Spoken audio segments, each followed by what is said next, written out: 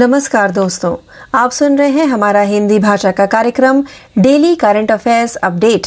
मैं हूं आपकी आरजे प्रियंका और बिना किसी देरी के शुरू करते हैं हमारे आज के इस कार्यक्रम को हमारे पहले डेली अपडेट के साथ, जिसका शीर्षक है रैंक और रिपोर्ट। दिल्ली को पीछे छोड़ मुंबई बना भारत का सबसे प्रदूषित शहर।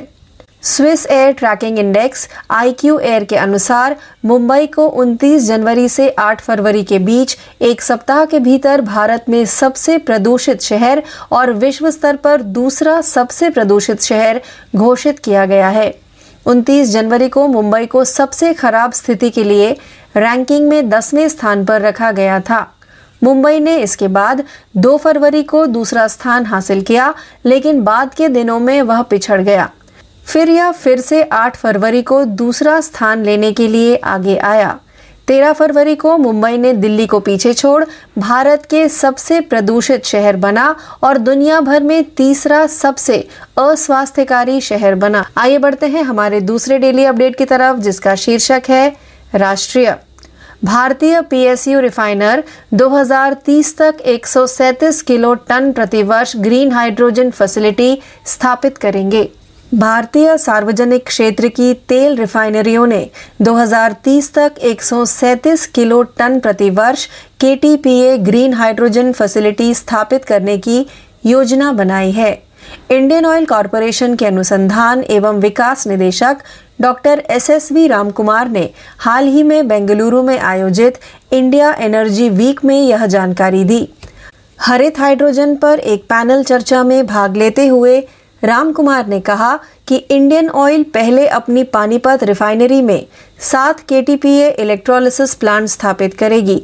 डॉक्टर रामकुमार ने कहा कि बायोमास गैसीकरण भारत में ग्रीन हाइड्रोजन के उत्पादन का एक बेहतर तरीका है। ये बढ़ते हैं हमारे तीसरे डेली अपडेट की तरफ, जिसका शीर्षक है विज्ञान और प्रौद्योगिकी। एरो इंडिया सौर ऊर्जा से चलने वाले ड्रोन सूरज का अनावरण।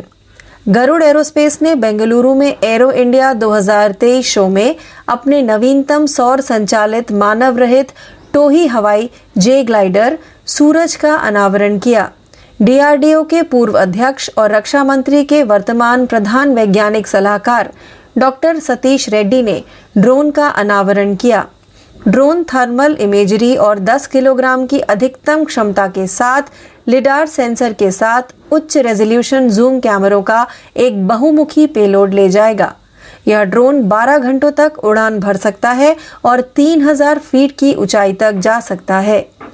आइए बढ़ते हैं हमारे चौथे डेली अपडेट की तरफ, जिसका शीर्षक है राज्य। मनसुख मंडाविया ने आंवला और फूलपुर में इफ्को नैनो यूरिया तरल संयंत्रों का उद्घाटन किया। केंद्रीय रसायन और उर्वरक मंत्री डॉक्टर मनसुख मंडाविया ने उत्तर प्रदेश के आंवला और फूलपुर में इफ्को नैनो यूरिया तरल संयंत्रों का उद्घाटन किया। उन्होंने कहा कि नैनो यूरिया आने वाले समय में किसानों की प्रगति सुनिश्चित करेगा, उनकी आय में वृद्धि करेगा। इस तरह यह हमारे किसान का भविष्य बदल देगा। केंद्रीय मंत्री ने नैनो यूरिया के लाभों पर प्रकाश डालते हुए कहा कि यह सबसे अच्छी हरित तकनीक है और प्रदूषण का समाधान प्रदान करती है। यह मिट्टी को बचाता है और उत्पादन भी बढ़ाता है और इसलिए किसानों के लिए सबसे अच्छा है। आइए बढ़ते हैं हमारे 5वें डेली अपडेट की तरफ, जिसका शीर्षक है योजनाएं और समितियां। प्रसाद योजना के तहत चयनित 4 तीर्थ स्थल। राज्यसभा सदस्य इरन्ना कडाडी ने एक विज्ञप्ति में कहा कि केंद्र सरकार ने तीर्थ यात्रा कायाकल्प और आध्यात्मिक संवर्धन ड्राइव प्रसाद योजना के तहत विकास के लिए 4 तीर्थ स्थलों की पहचान की है। उसके अनुसार मैसूर में चामुंडेश्वरी मंदिर, उडुपी जिले के कुंजरागिरी में श्री माधव वन, बीदर जिले में पापनाश मंदिर और बेलगावी जिले के सौंदट्टी में श्री रेणुका यल्लम्मा मंदिर को इस योजना के तहत चुना गया है। हालांकि इस योजना के लिए वित्तीय परिव्यय के ब्यौरे की अभी प्रतीक्षा की जा रही है। आइए बढ़ते हैं हमारे 6वें डेली अपडेट की तरफ, जिसका शीर्षक है पुरस्कार। सुभाष चंद्रन को समुद्रशिला के लिए केरल के अकबर कक्कटिल पुरस्कार से सम्मानित किया गया। उनकी साहित्यिक कृति समुद्रशिला के लिए प्रसिद्ध मलयालम लेखक सुभाष चंद्रन को कोझिकोड के लघु कथा लेखक और उपन्यासकार की याद में एक ट्रस्ट द्वारा स्थापित अकबर कक्कटिल पुरस्कार मिला। एक विज्ञप्ति में कहा गया है कि उपन्यास का चयन 3 सदस्यीय जूरी द्वारा किया गया था, जिसमें लेखक सेतु, डॉक्टर मिनी प्रसाद और के.सी. नारायणन शामिल थे। सुभाष चंद्रन ने लेखक एम. मुकुंदन से पुरस्कार प्राप्त किया, जिसमें 50,000 रुपए, एक प्रशस्ति पत्र और पॉल कल्लानोट द्वारा डिजाइन किया गया एक स्मृति चिन्ह शामिल था। आइए बढ़ते हैं हमारे 7वें डेली अपडेट की तरफ, जिसका शीर्षक है अंतरराष्ट्रीय।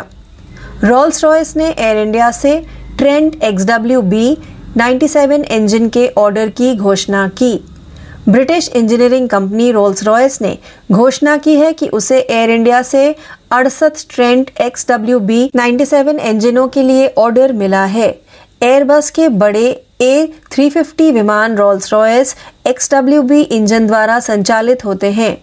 इससे पहले एयर इंडिया ने 250 एयरबस यात्री जेट खरीदने के ऑर्डर पर मुहर लगा दी थी। इस ऑर्डर में 40 एयरबस A350 और 210 एयरबस A320/321 विमान शामिल हैं। एयर इंडिया ने बोइंग से अलग से 220 विमानों का ऑर्डर दिया था। कंपनी ने एक बयान में कहा कि यह पहली बार है जब किसी भारतीय एयरलाइन ने ट्रेंट XWB का ऑर्डर दिया है। आइए बढ़ते हैं हमारे 8वें डेली अपडेट की तरफ, जिसका शीर्षक है पुरस्कार। कर्नाटक बैंक को भीम UPI लेन देन में उच्चतम प्रतिशत प्राप्त करने के लिए प्रतिष्ठा पुरस्कार से सम्मानित किया गया। निजी क्षेत्र के बैंक श्रेणी में भीम UPI लेन देन में उच्चतम प्रतिशत के साथ लक्ष्य प्राप्त करने के लिए केंद्रीय इलेक्ट्रॉनिक्स और सूचना प्रौद्योगिकी मंत्रालय द्वारा कर्नाटक बैंक को डिजिधन अवार्ड्स 2021-22 के तहत प्रतिष्ठा पुरस्कार से सम्मानित किया गया है। कर्नाटक बैंक के प्रबंध निदेशक और मुख्य कार्यकारी अधिकारी महाबलेश्वर MS को उद्धृत करते हुए एक प्रेस बयान में कहा गया है, यह पुरस्कार इस महान संस्थान के संस्थापकों को एक आदर्श सम्मान है, क्योंकि कर्नाटक बैंक अपने फलदायी अस्तित्व के 100वें वर्ष में कदम रख रहा है। आइए बढ़ते हैं हमारे 9वें डेली अपडेट की तरफ, जिसका शीर्षक है अंतरराष्ट्रीय। भारतीय मूल के अमेरिकी नील मोहन बने यूट्यूब के नए CEO। गूगल और माइक्रोसॉफ्ट से लेकर कॉग्निजेंट और एडोब तक प्रौद्योगिकी केंद्रित फर्मों की बढ़ती संख्या का नेतृत्व आज भारतीय मूल के मुख्य कार्यकारी अधिकारियों द्वारा किया जा रहा है। स्ट्रीमिंग सेवा यूट्यूब के अगले CEO नामित किए गए नील मोहन वैश्विक निगमों के भारतीय मूल के CEO की बढ़ती सूची में जोड़ा गया सबसे नया नाम है। मोहन ने सुजान वोज्सिकी की जगह ली है, जो गूगल के शुरुआती कर्मचारियों में से एक हैं। स्टैनफोर्ड से स्नातक मोहन ने माइक्रोसॉफ्ट के साथ कॉरपोरेट रणनीति में प्रबंधक के तौर पर भी काम किया है। उन्होंने इससे पहले एक ऑनलाइन विज्ञापन कंपनी डबल क्लिक में काम किया था, जिसे 2007 में गूगल द्वारा अधिग्रहित किया गया था। आइए बढ़ते हैं हमारे 10वें व अंतिम डेली अपडेट की तरफ, जिसका शीर्षक है अर्थव्यवस्था। RBI ने NEFT RTGS के माध्यम से विदेशी दान के लिए नियमों को अपडेट किया।